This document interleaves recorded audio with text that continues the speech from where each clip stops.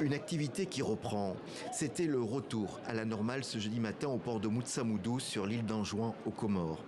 Et cela même pour les bateaux de passagers en provenance de l'île voisine et française de Mayotte. C'est ce que voulait annoncer le directeur général de la Société des ports qui a organisé une conférence de presse.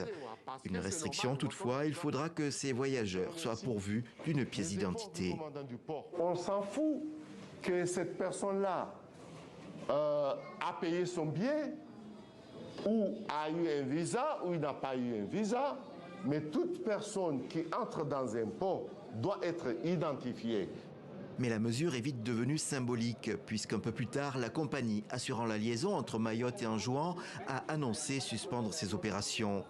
Depuis lundi, les autorités comoriennes avaient refusé l'accostage de ces bateaux en provenance de l'île française, censés ramener des Comoriens expulsés. À Mayotte, depuis une semaine, les autorités françaises ont lancé une opération massive baptisée Wambushu.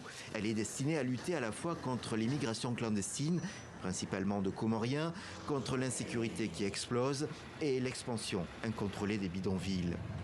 Mais ce jeudi soir, le volet migratoire de l'opération est de facto paralysé. Ce qui mécontente les Mahorais qui ont manifesté par centaines leur soutien à Wambushu. La population est particulièrement traumatisée par la délinquance.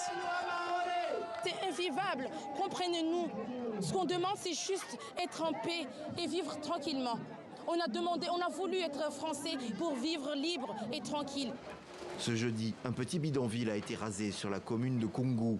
Les autorités réaffirment leur volonté de poursuivre le rétablissement de l'ordre et préviennent que ces actions se tiendront sur une longue durée.